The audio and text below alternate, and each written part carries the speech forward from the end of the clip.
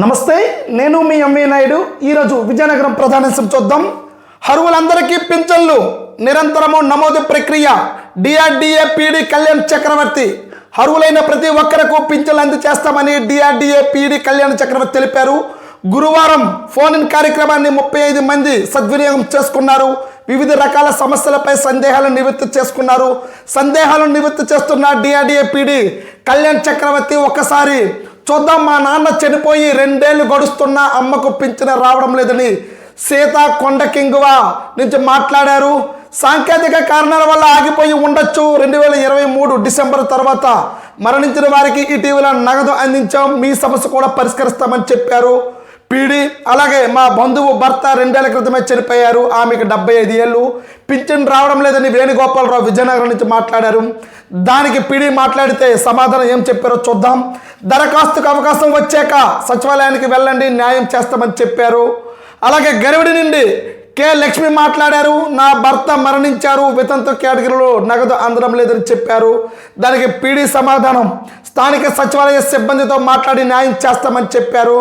అలాగే బి అప్పలేడు పినివేముల నుంచి మాట్లాడారు. గుండె సంబంధించిన వ్యాధి కారణంగా గతంలో వైద్యారోగ్య పింఛను వచ్చేది, గత హయాంలో తొలగించారు. ప్రభుత్వ అధికారుల చుట్టూ తిరుగుతూ ఉన్నా స్పందించడం లేదని చెప్పారు. పీడీ దాని సమాధానం, తగిన ధృవపత్రాలు ఉంటే మళ్ళీ దరఖాస్తు చేయండి, గుండెకు సంబంధించి మార్పులు జరిగితేనే అర్హులవుతామని చెప్పారు.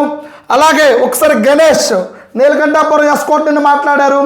మా పాపకు కళ్ళు కనిపించవు, చెవులు వినిపించవు, ఏం చేసుకోలేని పరిస్థితి. ప్రస్తుతం 6,000 వస్తుంది, 15,000 ఇస్తే ఆర్థిక ఇబ్బందులు తప్పుతాయని చెప్తూ ఉన్నారు. దానికి పీడీ సమాధానం చెప్పారు. వైద్య పింఛన్లకు సంబంధించి ఇంకా ఆదేశాలు రాలేదు, వచ్చిన వెంటనే మీకు సమాచారం అందిస్తాం. ఈలోపే ధృవపత్రాలు సిద్ధం చేసుకునేనట్టుగా ఇక్కడ తెలుస్తూనే ఉంది. అయితే అర్హులందరూ కూడా పింఛన్లు ఇది నిరంతర నమోదు ప్రక్రియ జరుగుతూ ఉంటుంది. కానీ చాలా వరకు అయితే మాత్రము ఈ ప్రశ్నల సమాధానాలు అయితే మాత్రం చెప్పడం జరిగింది. కానీ ప్రశ్నలు అయితే మాత్రము చాలామంది మధ్యతరగతి పేదవారు అయితే మాత్రము అర్హులైన వారు అందరూ కూడాను ఎవరికి కూడా కొంతమందికి ఈరోజు ఫోన్ ఇన్లో మాట్లాడి చాలామంది వరకు అయితే మాత్రం అర్హులై ఉన్నప్పటికీ కూడా పెన్షన్లు రావడం లేదునని ఇక్కడ అధికారులతో మాట్లాడేటప్పుడు దానికి సమాధానం చెప్తూనే ఉన్నారు. ఇక్కడ ప్రశ్న, ఇక్కడ సమాధానం ఈ రెండింటికి కూడా పరిష్కారం కాదు. ఇది ప్రభుత్వం నుండి అసలు ఏ విధంగా అర్హులైన వాళ్ళందరికీ కూడా మనం పెన్షన్లు ఇవ్వగలము, తర్వాత లబ్ధిదారులకు ఏ విధంగా మంచి చేకూర్చగలమనే అధికారులు ఖచ్చితంగా వాటిపై దృష్టి సారించాలి. ఎందుకనంటే ఇక్కడ మనం చూస్తూ ఉన్నాం, భర్త చనిపోయారు, అలాగే చాలామంది యాక్సిడెంట్లో చనిపోయారు, చాలామంది వితంతువులు, ఇలాగే అర్హులైన వాళ్ళు ఉన్నప్పటికీ కూడాను పెన్షన్ రావడం లేదు అంటే ఇది ఎక్కడికి వెళ్ళాలి, ఎవరి చుట్టూ తిరగాలని చాలామంది అయితే మాత్రం ఇబ్బంది పడుతున్నట్టు ఉంది. అయితే అధికారులు కూడా దీనికి అప్రమత్తమయ్యారు. దీనికి తగిన సమయంలో ఖచ్చితంగా మీ సమస్యను పరిష్కరిస్తామన్నట్టుగా ఇక్కడ మనం తెలుస్తూనే ఉంది. అలాగే ఒకసారి విజయనగరంలో ప్రధానాంశం చూద్దాం. మీ వల్లే కలెక్టరేట్ చుట్టూ తిరుగుతూ ఉన్నారు, అర్జీలు పరిష్కారం కాకపోవడంపై కలెక్టర్ మండిపాటు. అధికారులతో సమీక్షిస్తున్న అంబేద్కర్, క్షేత్రస్థాయిలో సమస్యలు పరిష్కరించకపోవడం వల్లే అర్జీదారులు కలెక్టరేట్కి వస్తున్నారని కలెక్టర్ అంబేద్కర్ అభిప్రాయపడ్డారు. ఇక్కడికి వచ్చే వినతుల్లో 90% రెవెన్యూకు సంబంధించినవే ఉంటున్నాయని తెలిపారు. దీనికి కారణం స్థానిక అధికారులేనని మండిపడ్డారు. కలెక్టరేట్ ఆడిటోరియంలో గురువారం విజయనగరం నిలమర్ల నియోజకవర్గ రెవెన్యూ అధికారులతో ఇళ్ల స్థలాల క్రమబద్ధీకరణ, నీటి పన్ను ఆన్లైన్ సేవలు, రీసర్వే, పీజీఆర్ఎస్ సమీక్షించారు. ప్రజా ఫిర్యాదులపై వారం రోజులు పరిష్కరించాలని ఆదేశించారు. స్థలాల క్రమబద్ధీకరణ కోసం గ్రామాల్లో విస్తృతంగా ప్రచారం నిర్వహించాలని, ఆక్రమణదారులతో దరఖాస్తులు పెట్టించేందుకు వీఆర్ఓలు క్షేత్రస్థాయిలో ఇంటింటికి వెళ్లాలన్నారు. 2 రోజుల వ్యవధిలో ఆక్రమిత భూముల వివరాలు నమోదు చేయాలని సూచించారు. వచ్చే సోమవారం నుంచి ఈ విషయమై వినతులు అందితే సంబంధించిన సిబ్బందులపై చర్యలు తీసుకుంటామన్నారు. అందరికీ ఇల్లు పథకం కింద వచ్చిన దరఖాస్తులు శనివారం నాటికి ఆన్లైన్ చేయాలన్నారు. రీసర్వేలో లోపాలను పరిష్కరించాలని సూచించారు. వెబ్లాండ్లో ఒకరి పేరుంటే పొజిషన్లో వేరొకరు ఉండడంపై ఆగ్రహించారు. డాక్యుమెంట్లు పరిశీలించకుండా తప్పులుగా నమోదు చేశారని మండిపడ్డారు. నీటి పన్నుల వసూలుకు లక్ష్యాలను నిర్దేశించాలని జేసీ సేతుమాధవన్కు సూచించారు. ఆన్లైన్లో కూడా తప్పులు ఉన్నట్టుగా తెలుస్తుంది. మీ వల్లే కలెక్టరేట్ చుట్టూ తిరుగుతూ ఉన్నారు అధికారులు, మండల అధికారులు, అక్కడ స్థానిక ప్రజాప్రతినిధులు. అసలు అక్కడ వాళ్ళు చెప్తూ ఉన్నప్పుడు ఎందుకు పట్టించుకోవడం లేదని అయితే మాత్రం ఇక్కడ కలెక్టర్ మండిపడుతూ ఉన్నారు. ప్రజలందరూ కూడాను ఇక్కడ సమస్యలపై కలెక్టరేట్ చుట్టూ వస్తూ ఉంటే అక్కడ మరి రెవెన్యూ పరిధిలోన మండల అధికారులు ఏం చేస్తున్నారు, వీళ్ళందరూ ఎందుకు జిల్లాకు వస్తూ ఉన్నారు, మీరందరూ సక్రమంగా పనిచేస్తుంటే ఇక్కడ 90% వచ్చేది రెవెన్యూ యొక్క సమస్యలపైనే వస్తూ ఉన్నారు. ఇక్కడ మేమేం చెప్పేది వాళ్ళకి సమాధానం, ఖచ్చితంగా మళ్ళీ ఇదే నివృత్తి అయితే మాత్రము, మళ్ళీ ప్రక్రియ జరిగితే మాత్రము సంబంధించిన అధికారులకు అయితే మాత్రం నోటీసులు ఇస్తామని చాలా సీరియస్గా చెప్తూ ఉన్నారు. సమస్యలు అనేది మండల స్థాయిలోనో నియోజకవర్గ స్థాయిలోనో సమస్యల పరిష్కారం కాకపోతే కలెక్టరేట్కి వస్తే అక్కడ మేము పరిష్కరిస్తాం. నేరుగా కలెక్టరేట్కే వచ్చేస్తూ ఉన్నప్పుడు మళ్ళీ మేము కింద వాటికి పంపిస్తున్నప్పుడు ప్రజలకి ఒక అపోహ ఉంటుంది. అరే మళ్ళీ వెళ్తూ ఉన్నాం అయినా సమస్యలు తీరడం లేదు అనేది ఈ అపోహ పోవాలంటే ఖచ్చితంగా దీనికి సంబంధించిన మండల అధికారులు అయితే మాత్రము ప్రజల యొక్క సమస్యలు వినాలి, పరిష్కారం చేయాలి. వెబ్లైన్లో వాళ్ళ పేరు ఉంటుంది, ఇక్కడ పొజిషన్లో వేరే వాళ్ళు ఉంటారు.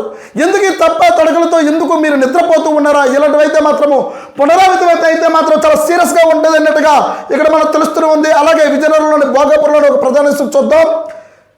గుప్పమంటుంది, ప్రాణం తీస్తోంది. ఉమ్మడి జిల్లా మీదుగా హద్దులు దాటున్న గంజాయి. తెలుగు రాష్ట్రాల్లో ఎక్కడ గంజాయి దొరికినా నిందితులు రవాణా మూలాలు ఉమ్మడి జిల్లాలో ఉంటున్నాయి. ఒడిశాతో మన్యం విజయనగరం సరిహద్దు కలిగి ఉండడంతో రవాణా యథేచ్ఛగా సాగుతూ ఉంది.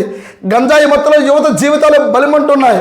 ఘటనలు లేకపోలేదు. ఎస్కోట్ మండలం బొడ్డవర పాచిపంట మండలం కోనవలస చెక్ పోస్టుల వద్ద నిత్యం సరుకు పట్టబడుతూ ఉంది.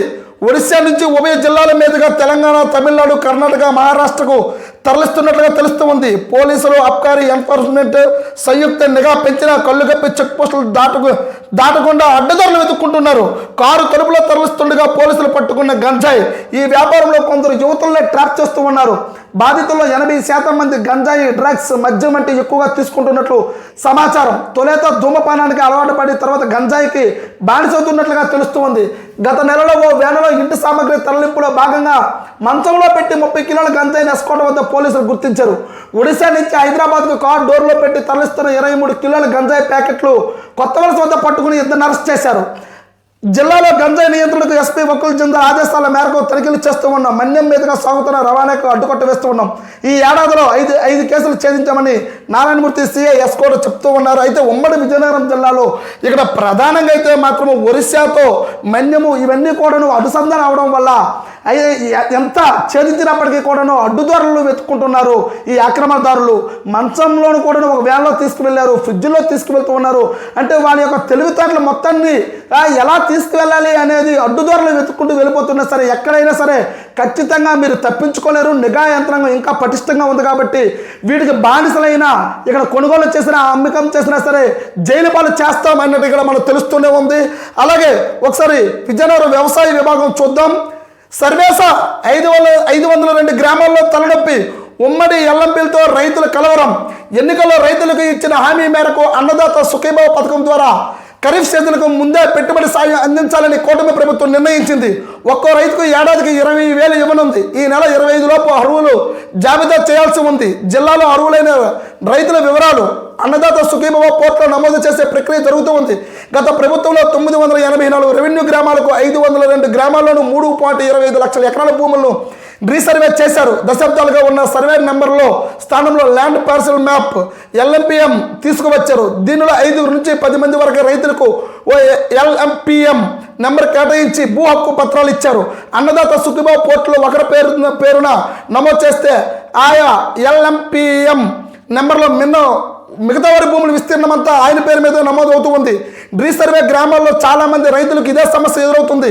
లబ్ధిదారు ఎంపికల్లో పారదర్శకంగా పెద్దపేట వేశారు. రైతు సేవా కేంద్రాల వారిగా వెబ్లాండ్ డేటాను గ్రామ మండల వ్యవసాయ అధికారులు లాగిన్లోకి ఇచ్చారు. దీనిలో సర్వే నెంబరు, రైతు పేరు, విస్తీర్ణం ఖచ్చితంగా ఉన్నది లేనిది గ్రామ సహాయకులు పరిశీలించి మండల అధికారులు లాగిన్లోకి పంపుతారు. తర్వాత జిల్లా అధికారికి చేరుతుంది. తప్పులుంటే సరిచేస్తాం. రీసర్వే గ్రామాల్లో ఉమ్మడి LPM నెంబర్లతో కొందరు రైతుల భూముల వివరాలు వాస్తవ విస్తరణ కంటే అధికంగా ఉన్నాయి. క్షేత్రస్థాయిలో గుర్తించిన లోపాలను వ్యవసాయ శాఖ కమిషనర్ కార్యాలయానికి పంపి మార్పులు చేసి డేటా అనుసంధానం సరిచేస్తూ ఉన్నాం. రైతుల ఆధార్ 1B పత్రం పరిగణలోకి తీసుకుని పరిశీలిస్తున్నాం. రైతు పేరు తప్పనిసరిగా ఉంటే నమోదు చేస్తాం. ఈటీ రామారావు జిల్లా వ్యవసాయ శాఖ అధికారి చెప్తూ ఉన్నారు. సర్వేస 502 గ్రామాల్లో తలనొప్పిగా మారింది. LPMLతో చాలా రైతులు కలవరం చేస్తూ ఉన్నారు. అయితే ఎన్నికలు రైతులకు ఇచ్చిన హామీ మేరకు అయితే అన్నదాత సుఖీభవ ప్రతి ఏటా 20,000 ఇస్తామని చెప్పారు. దాంట్లో అయితే మాత్రం చాలా అవకతవకలు జరుగుతూ ఉన్నాయి. అయితే ఇప్పుడు చాలామంది వరకు అయితే మాత్రం ఒకరు వెబ్లాండ్లో ఒకలాగా ఉంటే ఇక్కడ LPMలోని వేరే ఒకరు రావడం, దీనివల్ల అర్హులైన వాళ్ళందరూ పోతున్నామని ఇక్కడ చాలామంది రైతులు అయితే ఇబ్బంది పడుతున్నారో తెలుస్తుంది. అధికారులు ఏం చేస్తున్నారో, రైతులకు అసలు లబ్ధిదారులకు అందుతాయా అందవా అన్నట్టుగా ఇక్కడ ప్రధానంగా మారుతూ ఉన్నట్టుగా మనకు తెలుస్తూనే ఉంది. అలాగే బొబ్బిలి ఒక ప్రధాన చూద్దాం. వ్యక్తిగత పనితీరు కొలమానంగా బదిలీలు.